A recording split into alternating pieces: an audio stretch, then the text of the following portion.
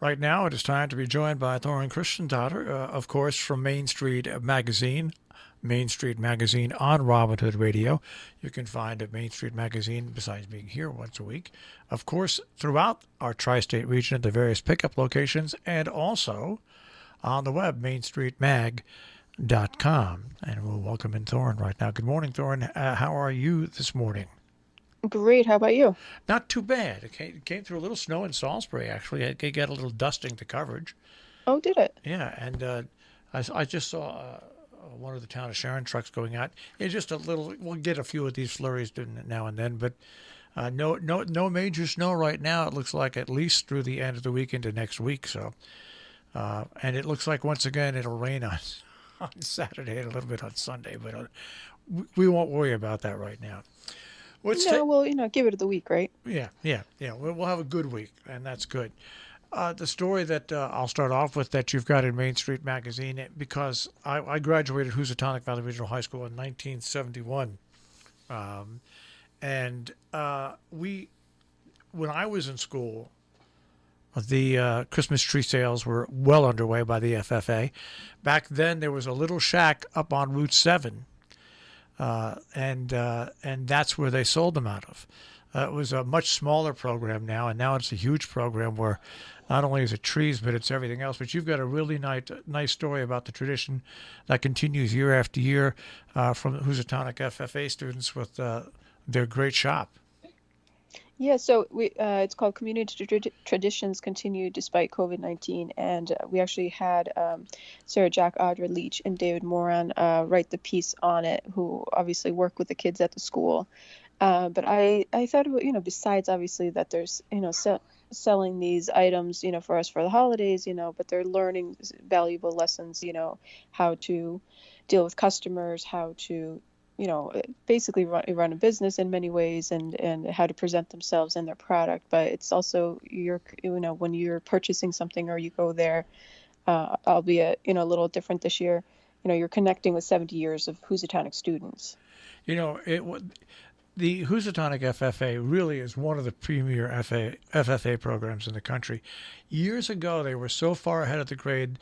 Agriculture was not just farming. It was they were developing agribusiness, and this is exactly what this program does.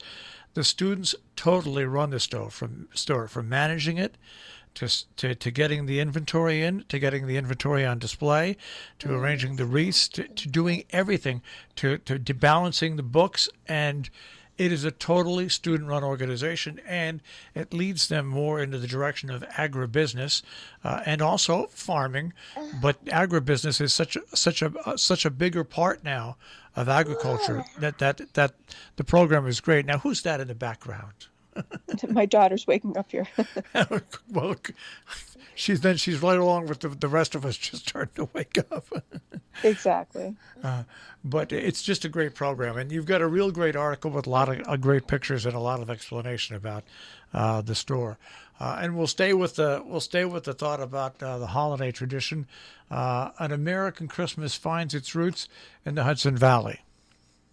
Yeah, so Griffin brought us a little bit of history of the American Christmas and and some of the traditions here, with what is it, Ichabod Crane, or I'm sorry, Irving, Washington Irving, and there's a lot of history here, not just regular history, but seasonal history and this holiday history as well. And so we thought we'd share a little bit of, in addition to what's happening today, what happened yesterday and the day before that. Another story that I look here, I've got a friend, Joel Bloomert, who climbs Mount Riga just about every week, at least once a week. I think he's got like 256 days in a row that he's climbed it and down.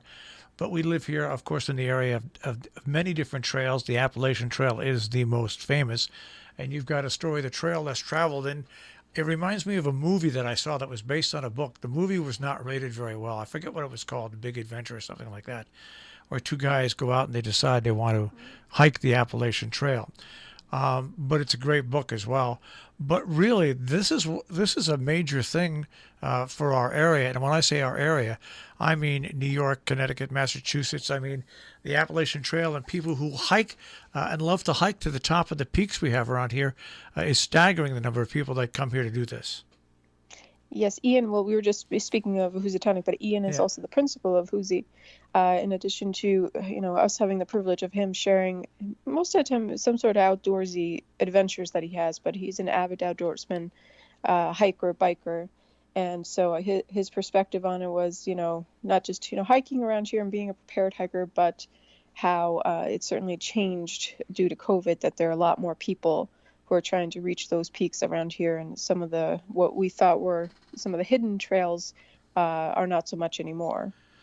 Yeah, well, that's exactly right. And people come here for day trips, and I think when you add the hiking trails that we have around here and the opportunities to hike to different peaks of different mountains, you've got the Sharon Audubon Center, which has a numerous number of trails, but you also have the bike path in the summertime, in the spring, and in the fall. It's amazing. It's amazing how that recreation, how many people it brings into our area that spend money. It's a lot. I mean, just this summer, I remember driving past a few state parks on the New York side, and it was just your jaw dropped. And then they would have the big, road signs that were like, "Oh, this way, this entrance for Bash Bish," or "No more entry, parking lot closed." And it was kind of shocking for us who have grown up around here and are used to it, and like, hey, these are our hidden holes. Yeah, We don't necessarily like everyone coming, but it's good for local economy to a certain extent, but too many people isn't good either. No, With COVID. and we had that last summer everywhere, from the rivers to the trails. I mean, it was like unbelievable the amount of people that came to our area. Another story, and I'll tie this in with our good friends at the Sharon Playhouse, just have done an amazing job all throughout the year, and they're still running some special programs that you can see virtually. But it was nice to see that the Center for Performing Arts in Rhinebeck is in the holiday spirit, A Christmas Carol. Yes, I was pleasantly surprised when Regina told me that they were still doing it. But of course, a little differently, and but just like the Sharon Playhouse pivoted during this time and figured out a way to, at least in some capacity, keep going. So did the center, and it's a little story about that, and focusing on how they're producing A Christmas Carol this year. It's amazing that they go forth and do things like this, and you think about all of our in New York, Connecticut, and Massachusetts, our nonprofit theater companies, and the way they've had to struggle to survive, to maintain, to pay their bills, and the things they do. That we even go to the Ankrum Opera House, as they have been doing a lot of different virtual things for people to join in as well. Pretty amazing. But the sad story is the next story, and the reason it's a sad story is because you've got a great picture, and that the winter walk that happens in Hudson every year, and your picture describes it perfectly, what the winter walk is like.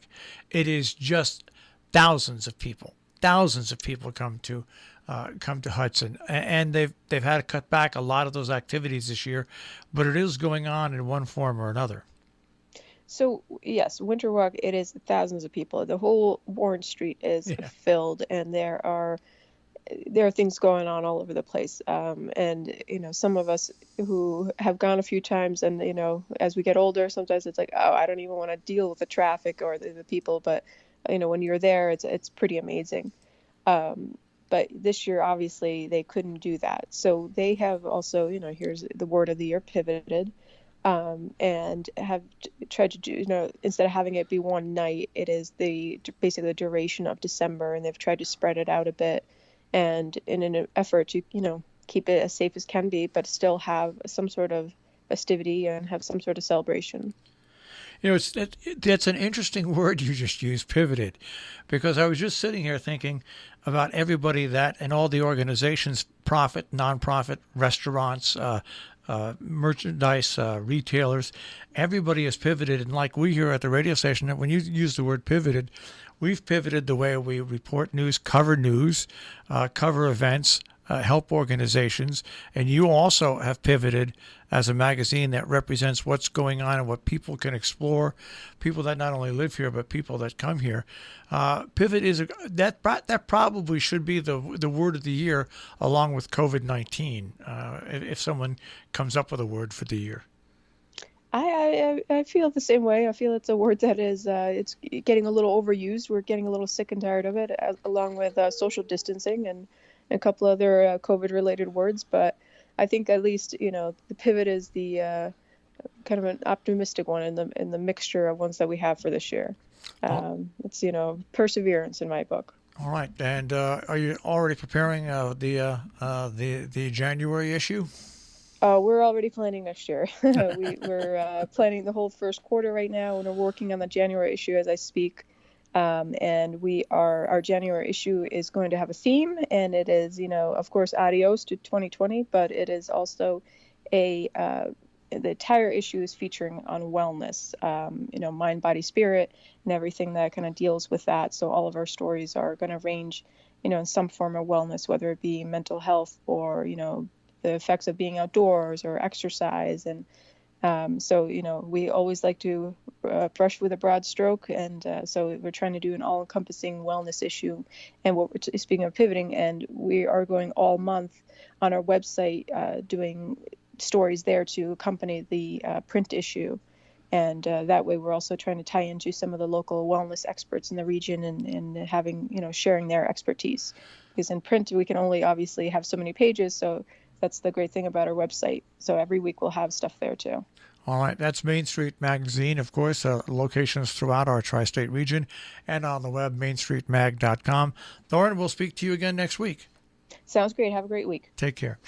Bye-bye. That is the Main Street Magazine on Robin Hood Radio, and once again, mainstreetmag.com on the web.